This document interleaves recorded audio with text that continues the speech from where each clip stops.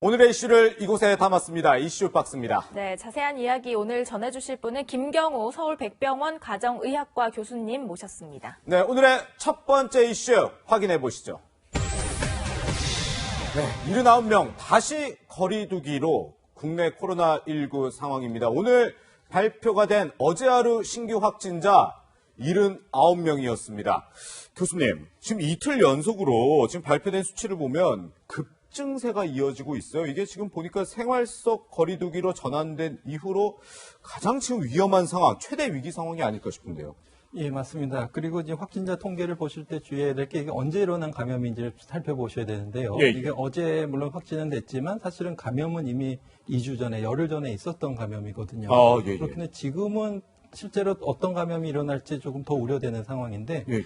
가장 최악의 상황은 저희가 5월 2일부터 5월 12일까지 이태원 관련 확진자가 한 260명, 240명 정도 됐는데 네네. 그 240명이 또 240명을 만든다고 가정을 하면 예. 지금 거의 한 6만 명 가까이가 감염됐을 가능성이 있다는 계산이 나오거든요. 예. 물론 이제 어느 정도 전파가 일어났고 한 명이 몇 명을 전염시켰는지는 알 수는 없지만 네. 그래도 우리가 발견 못한 상당수의 감염자가 지금 있고 지금 이 79명이라는 통계는 우리가 찾아낸 것에 불과하기 때문에 네. 지금 좀 어느 때보다 전 국민들이 방역 수칙을 잘 지켜서 한 분 한 분이 감염을 끊어내는 고리가 되시는 역할을 하셔야 되는 시점이라고 할 수 있겠습니다. 그렇군요. 감염 경로 파악이 우선이다. 뭐 이런 말씀도 주셨는데 사실 이번에 걱정되는 것은 쿠팡 부천 물류센터 집단 감염 사태 또 그리고 고양 쿠팡 센터에서도 비슷한 일이 발생하고 있는데 이 쿠팡발 감염 사태가 마치 지금 앞서 있었던 이태원 클럽발 사건처럼 퍼지는 건 아니냐 걱정도 되거든요.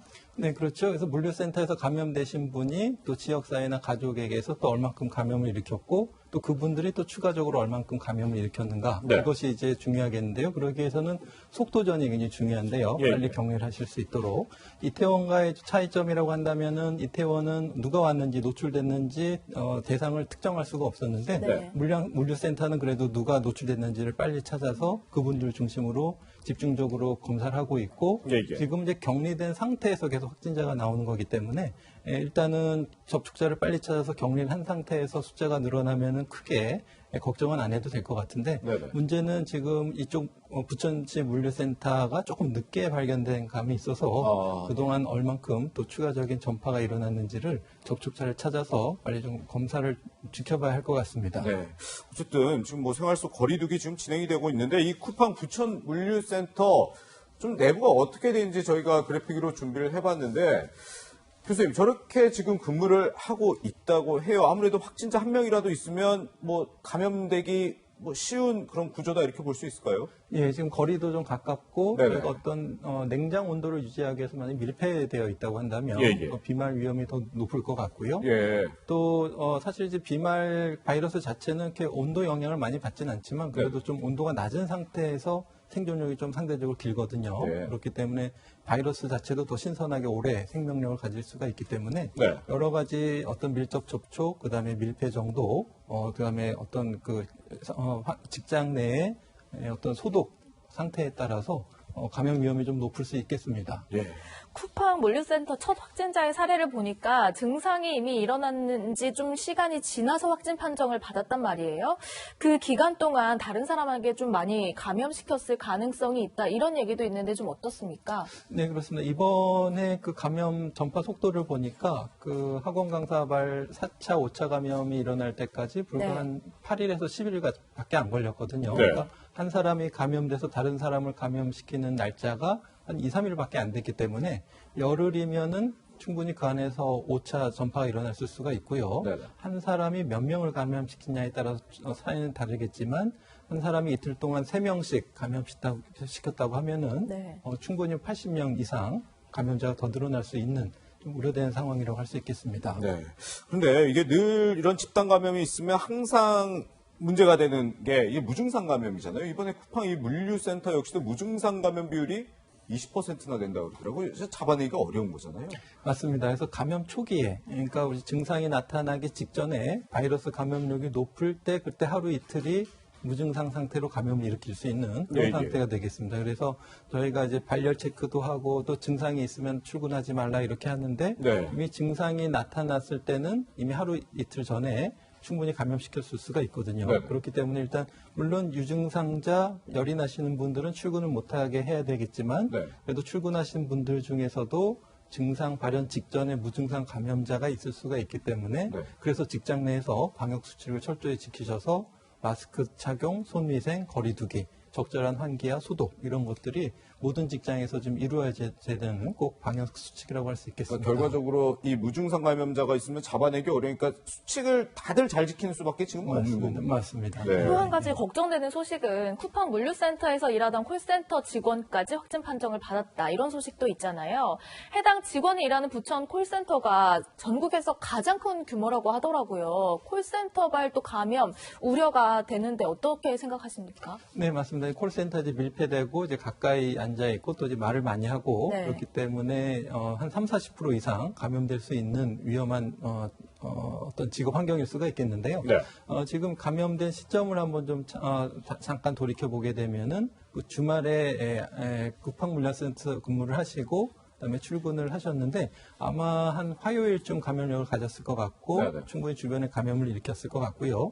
문제는 이제 밀접 접촉된 분들 중에서 추가 감염을 일으켰느냐 이제 그것이 중요한데 예. 아직까지는 밀접 접촉하신 분들에 대한 검사에서는 음성이 나왔다고 합니다. 네. 그러니까 바이러스가 들어왔지만 아직 남을 감염시키기 전 단계에서 아마 격리가 된 것 같고요.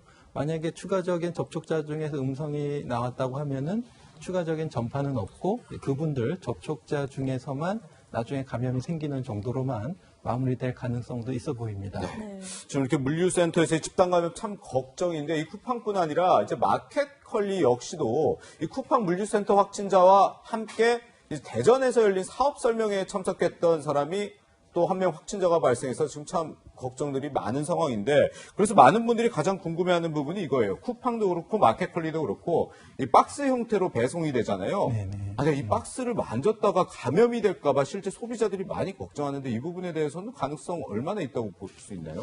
네, 아직 알려진 건 없는데요. 예, 그래서 예. 가능성은 낮은 걸로 보이는데 네. 전혀 없지는 않을 것 같습니다. 네네. 예, 그래서 비말이 특히 이제 마스크 착용이나 장갑을 끼지 않은 상태에서 작업을 했다면은 네. 충분히 이 박스라든지 또 안에 속에 내용물을 포장한 비닐이라든지 예. 여기 충분히 비말이 있을 가능성이 있기 때문에 이것을 다루실 때는 항상 손 장갑을 끼시던가 예, 예. 만지고 나서 반드시 손을 씻어주시는 것이 좋을 것 같고요. 예. 또 이 코로나19 때문만은 아니지만 그 냉장고도 여러 가지 세균들이 많이 있을 수가 있기 때문에 네. 희석한 락스로 적절히 이 냉장고 안도 닦아주시는 것도 좀 추가적으로 필요해 보입니다. 네. 지금 속보가 나오고 있는데요. 지금 경기도에서 이 부천의 쿠팡 물류센터 집합 금지 명령을 내렸다고 합니다. 그동안에는 이제 이런 일반 기업체에 대한 이런 조치는 내리지 않았는데 지금 확산 속도가 지금 심상치 않기 때문에 경기도 이재명 지사가 직접 브리핑을 하면서 집합금지 명령 사실상 뭐 영업 정지 조치나 다름없는 이런 조치를 지금 내린 상황입니다. 그만큼 뭐 상황을 심각하게 보고 있다 이런 상황일 것 같은데요.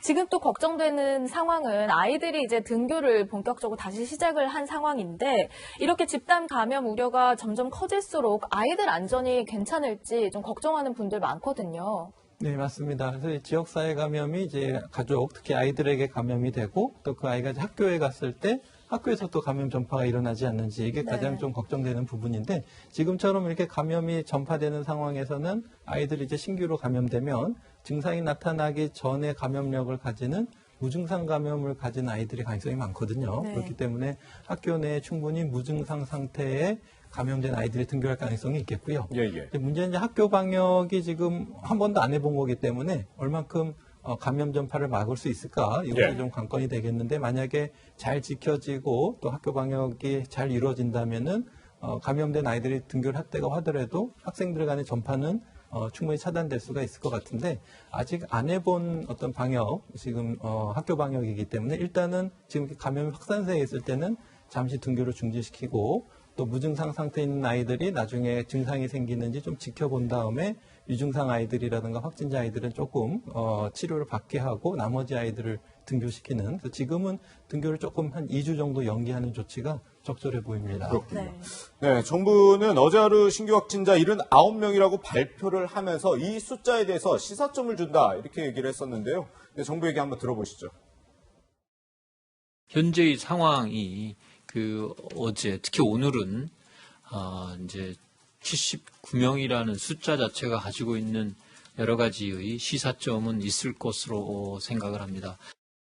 네, 교수님 마지막으로요. 네. 지금 일단 이렇게 79명이나 하루에 신규 확진자 나오니까 이 생활 속 거리두기 다시 사회적 거리두기로 전환해야 되지 않냐 이런 얘기들도 나와요. 어떻게 보시는가요? 네, 거리두기 세부 지침의 강도의 차이가 좀 있을 수가 있겠는데요. 어떻게 보면 지금 생활 속 방역 지침이라고 해도 일부 조항은 좀 강제성을 가지고 있는 게 있죠. 그래서 대중교통할 때 네네. 마스크 착용 의무화 네네. 뿐만 아니라 이제 고위험 다중이용 시설을 우리가 처음에는 뭐 종교시설, 실내체육관, 뭐 학원 이렇게 분류했지만 예. 그게 아니라 지표를 가지고 이제 분류를 해가지고 위험도에 따라서 더 관리를 했는데요.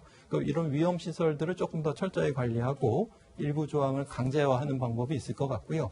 사회적 거리두기를 선포하는 것 혹은 더 강력한 사회적 거리두기를 선포하는 것은 내용의 차이는 없지만 어떤 국민들에게 네, 네. 경각심을 주는 효과는 추가적으로 있을 수 있겠습니다. 그렇군요. 네.